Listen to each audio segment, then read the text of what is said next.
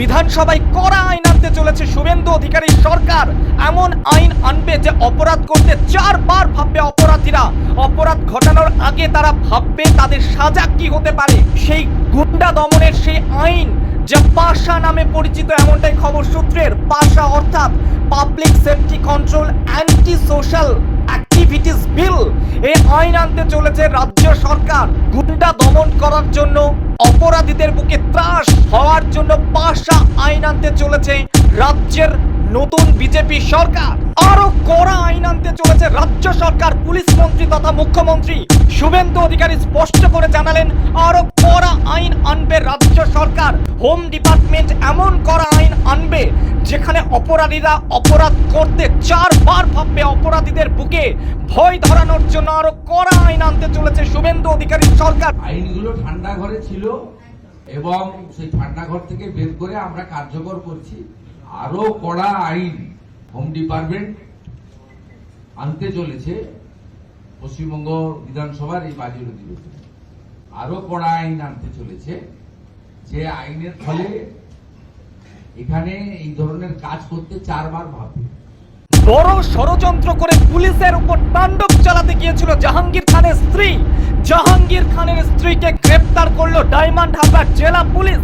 বড় গ্রেপ্তারি, জাহাঙ্গীর খানের স্ত্রীকে গ্রেপ্তার করলো মুখ্যমন্ত্রী শুভেন্দু অধিকারী। আগে স্পষ্ট করে জানিয়েছিলেন যে মাফিয়া স্ত্রী যেখানেই পালাক না কেন তাকে গ্রেপ্তার করা হবে। পুলিশকে টার্গেট করা হয়েছিল। থানা ভেঙে অভিযুক্ত জাহাঙ্গীর খানকে নিয়ে পালানোর ছক কষেছিল মাফিয়া স্ত্রী। তাকে গ্রেপ্তার করা হলো। জাহাঙ্গীর খানের স্ত্রী এবার পুলিশের জালে। বড় গ্রেপ্তার পুলিশের। থানা ভেঙে জাহাঙ্গীর খানকে নিয়ে পালানোর চেষ্টা করেছিল জাহাঙ্গীর খানের স্ত্রী, তাকে সরাসরি এবার গ্রেপ্তার করলো পুলিশ। বিক্ষোভের নামে সরকারি সম্পত্তি নষ্ট, উসুল করা হবে ঘটি বাটি বেচে স্পষ্ট করে হুঁশিয়ারি দিয়েছিলেন মুখ্যমন্ত্রী শুভেন্দু অধিকারী। মুখ্যমন্ত্রী শুভেন্দু অধিকারী স্পষ্ট করে জানাচ্ছেন দুর্নীতি প্রমাণিত হলে সরাসরি সম্পত্তিকে বাজেয়াপ্ত করবে রাজ্য প্রশাসন। নবান্ন থেকে আবারও স্পষ্ট করে পদক্ষেপের ইঙ্গিত দিলেন শুভেন্দু অধিকারী। তবে তিনি তার মর্জি মতো বা তার ইচ্ছে মতো কিছু করছেন না। আইনে যেটা আছে সেটাই করা হচ্ছে। নিজের খেয়াল খুশি মতো তিনি কিছু করছেন না। আইনগুলো এতদিন হিমঘরে বন্দী ছিল, সেই আইনগুলোকে ঠান্ডা ঘর বা হিমঘর থেকে বের করে এনে এবার কাজ করছে রাজ্য প্রশাসন। অনেকেই মনে করছে দুর্নীতি উপড়ে ফেলার জন্য যোগী প্রশাসনকে ফলো করছে রাজ্যের সরকার। লক্ষ্মীর ভান্ডার নিয়ে অনেক কারচুপি হয়েছে। অন্নপূর্ণা ভান্ডার দেওয়ার আগে আরো সতর্ক শুভেন্দু সরকার। কারা কারা পাবেন না ফের স্পষ্ট করে বোঝালেন শুভেন্দু অধিকারী সরকার। স্পষ্ট করে মুখ্যমন্ত্রী জানালেন যারা ভারত বিরোধী পড়াশোনা করছে, যে প্রতিষ্ঠানে পড়লে ভারত বিরোধিতা শেখা যায়, যে প্রতিষ্ঠানে শুধুমাত্র ধর্মীয় শিক্ষা দেওয়া হয়, সেই প্রতিষ্ঠানে পড়া ছেলে মেয়েদের পরিবারকে অন্নপূর্ণা ভান্ডার দেওয়া হবে না। পরিষ্কার জানালেন শুভেন্দু অধিকারী। আমরা দিতে চাই তাদের যারা সরকার বা সরকার পোষিত বা প্রাইভেট স্কুল যেখানে সরকার অনুমোদিত, সেই স্কুলে আপনাদের বাচ্চাদেরকে পড়াশোনা আপনারা করান।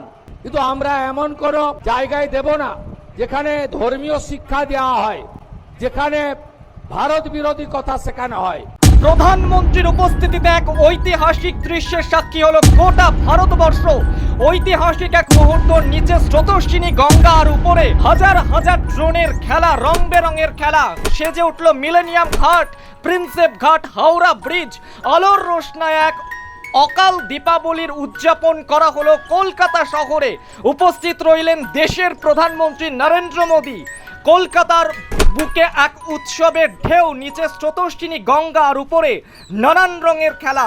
হাজার হাজার আলোর রোশনায় সেজে উঠল কলকাতার আকাশ। ফুটে উঠল রং বেরঙের মনীষীদের অবয়ব, ফুটে উঠল দুর্গার প্রতিমূর্তি। প্রধানমন্ত্রী নরেন্দ্র মোদীর সৌজন্যে কলকাতা দেখল এক অনবদ্য আলোর খেলা। সরকারের যে লক্ষ্মী ভান্ডার প্রকল্প, এই প্রকল্পে ব্যাপক দুর্নীতি হয়েছে। মুর্শিদাবাদ জেলার জঙ্গিপুর ব্লকে সেখানে প্রায় 4-4.5 হাজার পুরুষরা লক্ষ্মীর ভান্ডারের টাকা তুলে নিয়ে চলে গেছে। কৃষ্ণনগর 2 নম্বর ব্লকে নদিয়া জেলায় একটা অঞ্চলে 173 জন পুরুষ লক্ষ্মীর ভান্ডারের টাকা তুলেছে। আমাদের মঞ্চে ডিজিপি আছেন, তিনি তার পুলিশ সিআইডি তদন্ত করছে। একটা বড় র্যাকেট আমাদের মা বোন দিদিদের হকের অর্থ, সরকারি অর্থ লুট করেছে। তাই আমরা পরিচ্ছন্নতার সঙ্গে ফর্ম ফিল আপের মাধ্যমে আমরা আপনাদের দিতে চাই।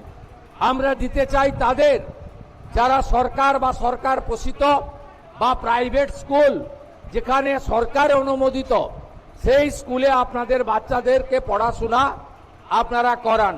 সেক্ষেত্রে বেসরকারি প্রাইভেট স্কুলেও আমরা দেব যারা কেন্দ্রীয় বা রাজ্য বোর্ডের অনুমোদন পেয়েছে। কিন্তু আমরা এমন কোনো জায়গায় দেব না যেখানে ধর্মীয় শিক্ষা দেওয়া হয়, যেখানে ভারত বিরোধী কথা শেখানো হয়।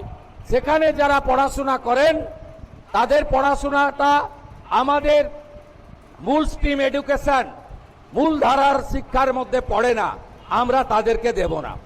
যারা ভারত সরকারের, রাজ্য সরকারের বিভিন্ন ভ্যাকসিনেশন কর্মসূচিতে অংশগ্রহণ করেন না, ভ্যাকসিনেশন যখন হয় বলে এই টিকা আমার বাচ্চাকে লাগাবো না, এটা জন্ম নিয়ন্ত্রণের টিকা, তাই আমরা তাদেরকেও দেব না। তাই আপনারা সহযোগিতা করুন। ইতিমধ্যে জুন মাসে 3 তারিখে 28 লক্ষ মা বোন দিদির অ্যাকাউন্টে 3000 টাকা করে ঢুকে গেছে। এখন অবধি 1,05,00,000 আমাদের মা বোন দিদি তারা এই অন্নপূর্ণা যোজনায় নাম নথিভুক্ত করেছেন।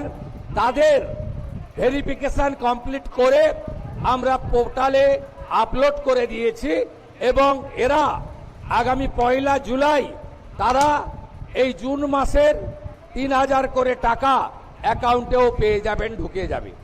এতটুকু চিন্তা করবেন না।